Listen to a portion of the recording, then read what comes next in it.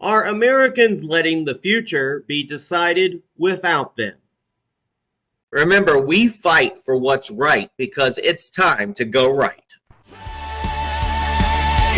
This is Go Right Now. Welcome back to Go Right with Peter Boykin, the Constitutionalist for liberty.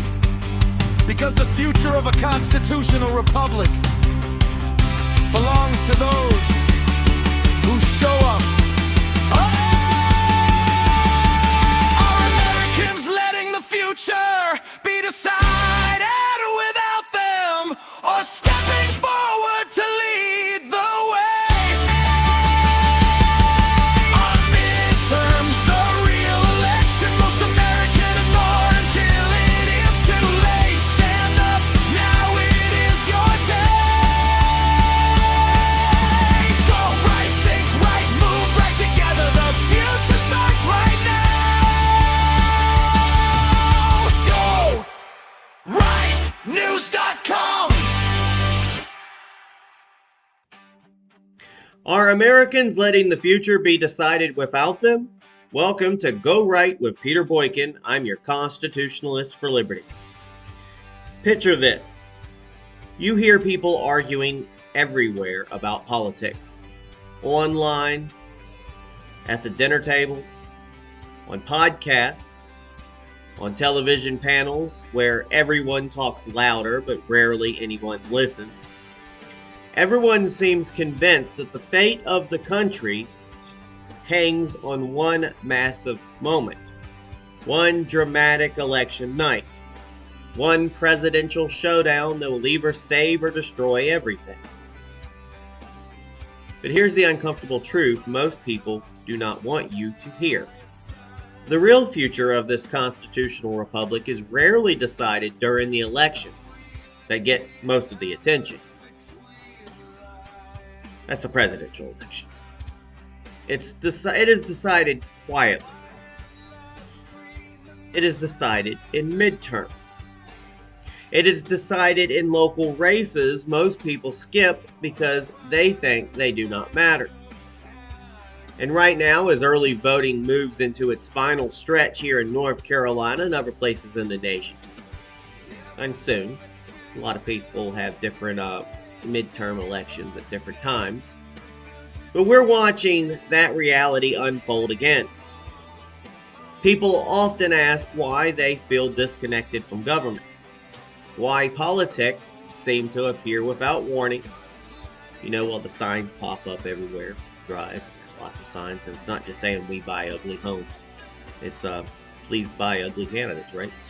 Why the direction of the country feels predetermined before a presidential campaign even begins, or any campaign begins. The answer is simple, but not comfortable. Many Americans are showing up too late. They wait for the biggest stage while the foundation is being built somewhere else. Now, in a constitutional republic, power does not magically flow from the top down. It flows upwards. It's more like trickle up. Local councils shape communities.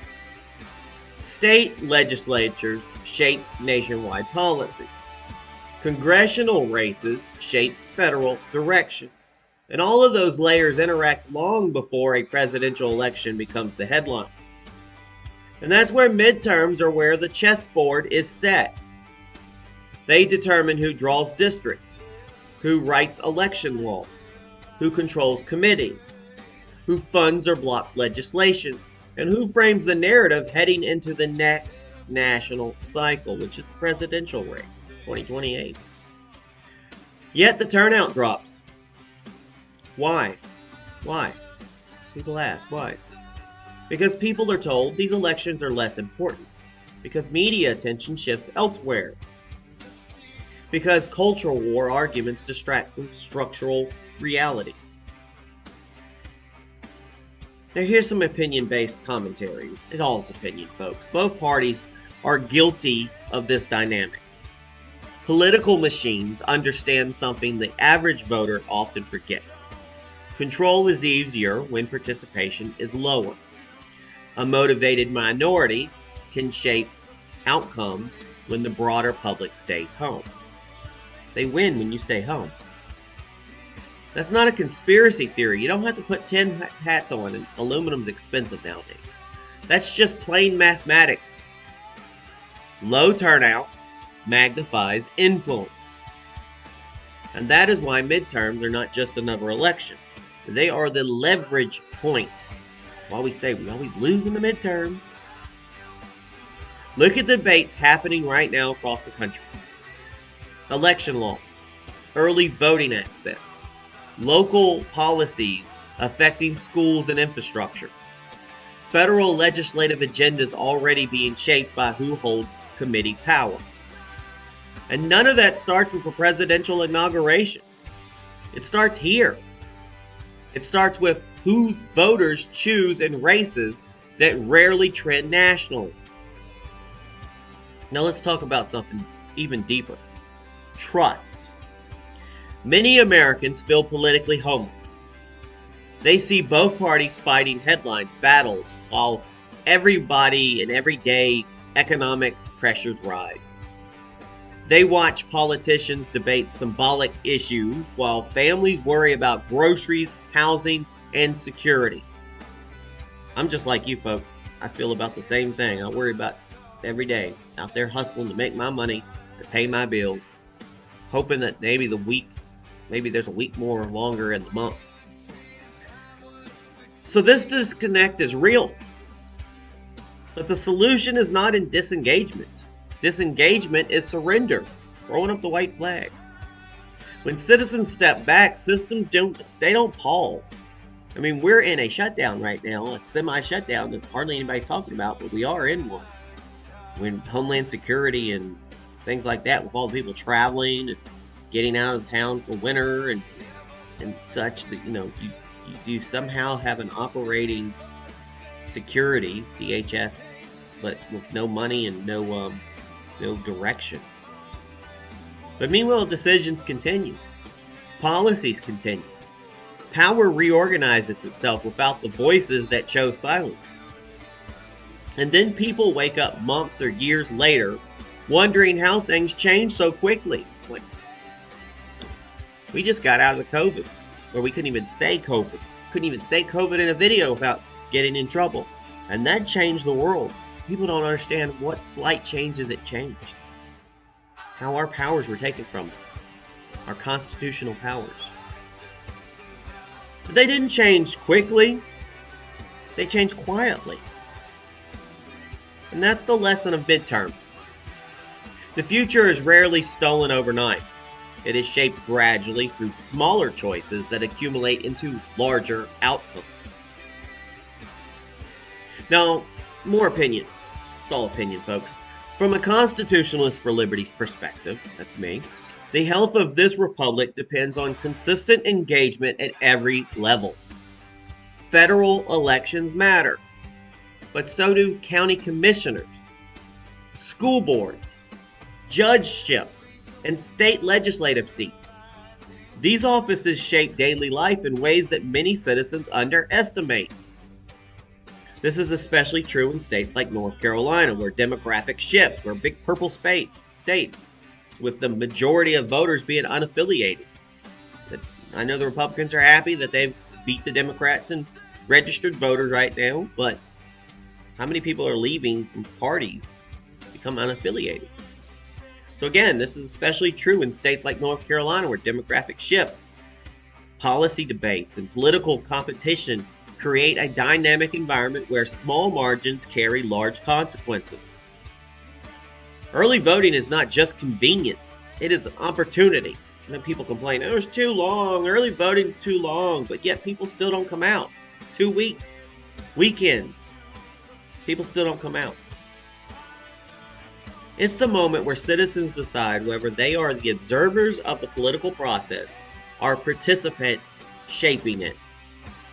Folks, I don't sit here and just yap all day long and talk about things and not do anything about it. This is where a lot of people can do stuff about it. At the voting box. Talking about candidates, getting the right candidates in, pushing and helping the right candidates here. You worry about term limits and stuff, well, find better candidates. You worry about presidential campaigns or sheriff campaigns or Congress campaigns or Senate campaigns, and people complain. You got to think about how we can win, who we can put in there that not just win, but also make sure we have somebody in there who actually can do their job. Not just to win. It doesn't do us any good to have somebody in there that wins, but then does a horrible job. This is the moment, again, when citizens decide whether they are observers of the political process or participants shaping it. So here's the real question. Are Americans going to continue treating midterms as background noise while expecting presidential elections to fix everything? Or are they going to recognize that the real direction of this country is determined long before the spotlight arrives? Because the truth is this: the future of our constitutional republic is not decided by the loudest voices. I know that. I'm pretty loud, but I'm not the one that decides it all. You do. It's decided by the people who show up when fewer people are watching. And that moment is happening right now. Time to go right, vote. Do right, be right, think right, vote right. Go right. Thank you for tuning in. This is Go Right with Peter Boykin. I'm your Constitutionalist for Liberty. You can check us out on Rumble and YouTube. That's our main places. Spreaker distributes our podcasts everywhere. At least you can listen to it. And please share. Please like. Please follow. You can donate at $GoRightNews. That helps keep the website up.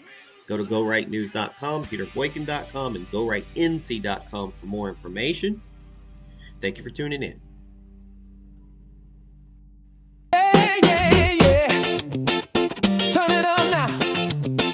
Welcome to Go Right. We doing this tonight. Woo. Woke up to headlines spinning in circles again. Everybody shouting loud, but nobody listening. Hey. Same old story, just a different disguise. Truth gets buried while the noise multiplies. Scrolling through chaos, trying to find what's real. Facts get twisted like a carnival wheel, but I ain't here to follow every trend. I stand for liberty again and again. They say, slow down, don't speak too loud. Blend into the background crowd, but I was never built that way. Got something real to say. I just might go right tonight. Turn up the truth and shine the light. No fear, no filter, no disguise. Standing strong for freedom's rise. Yeah, I just might go right tonight. Oh, raise your voice, don't hide your fight. Oh, we the people take the mic. Yeah, we go right tonight. Yeah. Oh, from the streets to the states to the federal halls, every level here in liberty's cause. Local voices starting raising the tide. Change begins when the people decide. They try to frame it like a left or right game, but freedom burning is a universal flame. Not about hate, not about control, just a constitution in the heart and soul. Play safe, stay in line. Don't question power, don't cross the line. But history moves when courage speaks, and strength belongs to the free, not weak. I just might go right tonight. Turn up the truth and shine the light. No fear, no filter, no disguise. Standing strong for freedom's rise. Yeah, I just might go right tonight. Raise your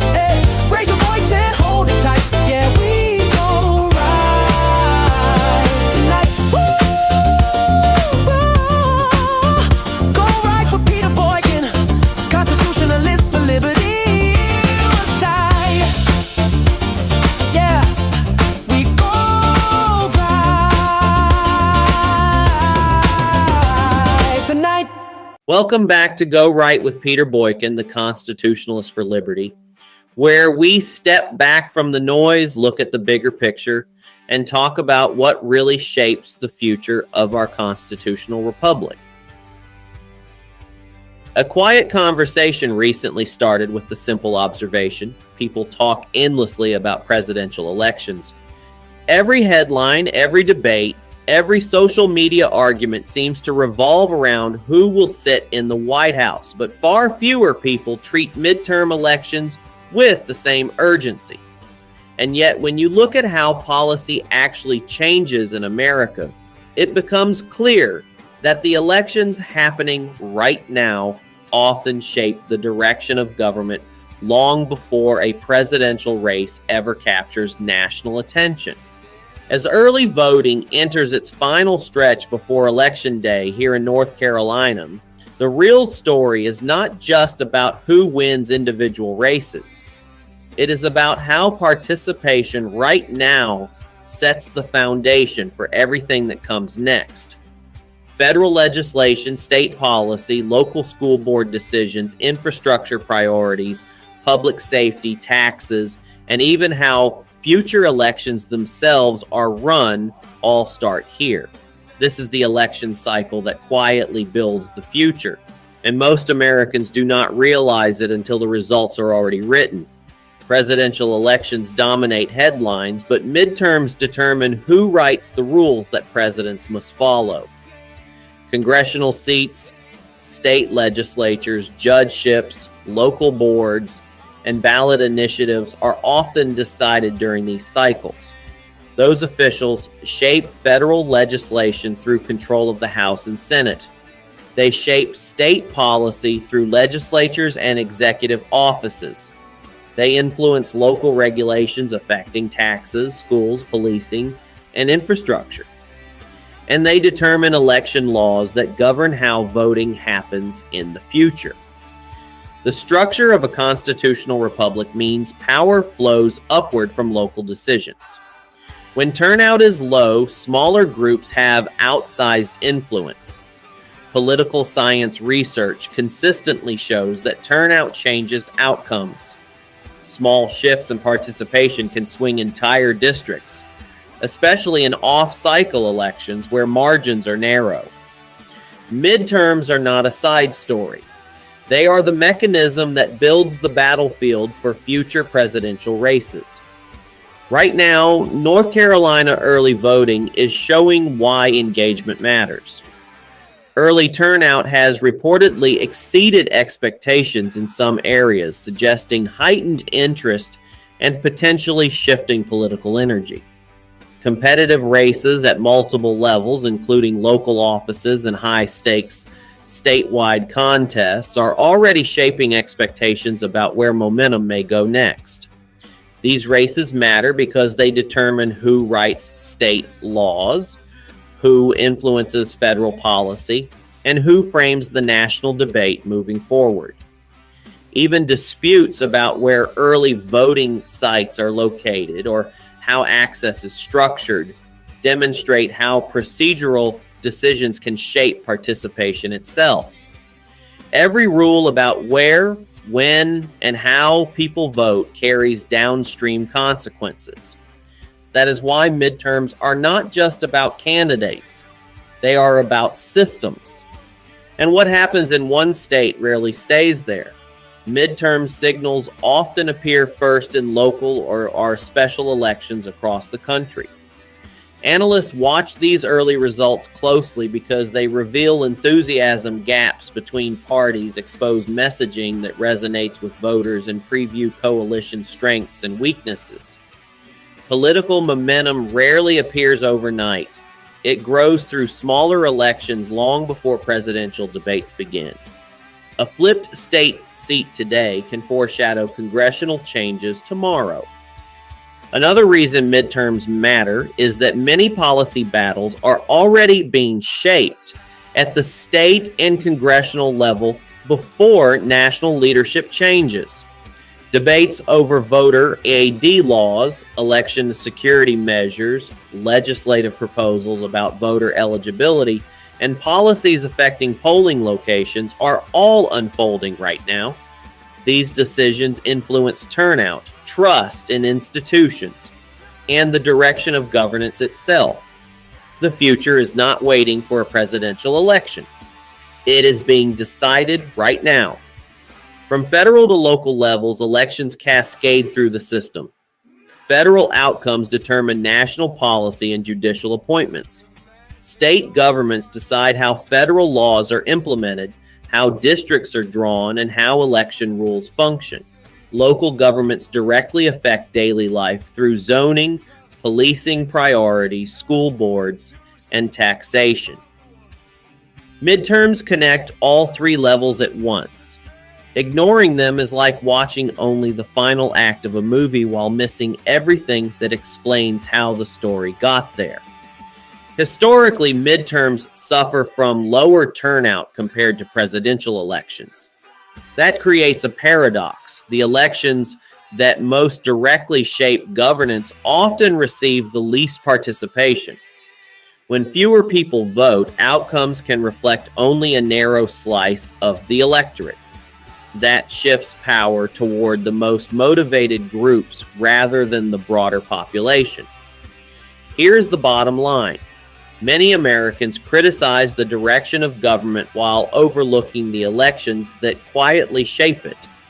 Midterms determine who writes the laws, oversees the rules, and structures the political landscape long before a presidential race begins. When voters disengage, they are not just losing one election, they are surrendering multiple layers of influence. So welcome back to Go Right with Peter Boykin, the Constitutionalist for Liberty. If this conversation resonates with you, follow across all social media platforms, share this episode, and let everyone else know the question we should all be asking right now. So we ask again, are midterms the real election?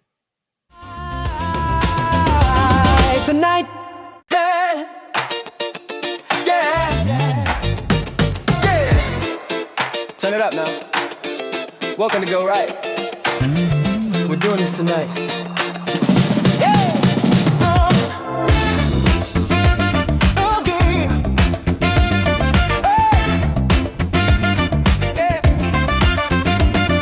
Woke up to headlines spinning in circles again.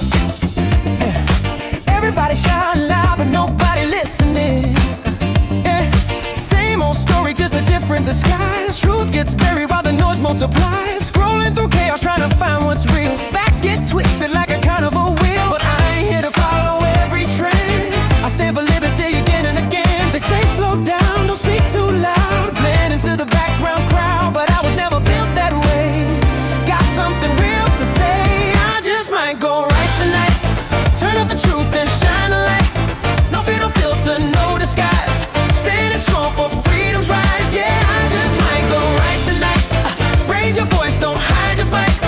We the people, take the mic. Hey, yeah, we go right tonight. From the streets to the states to the federal halls, every level hearing liberty's calls. Local voices starting ways in the tide. Change begins when the people decide. They try to frame it like a left or right game, but freedom burning is a universal flame. Not about hate, not about control, just a constitution in the heart and soul. They say play safe, stay in line.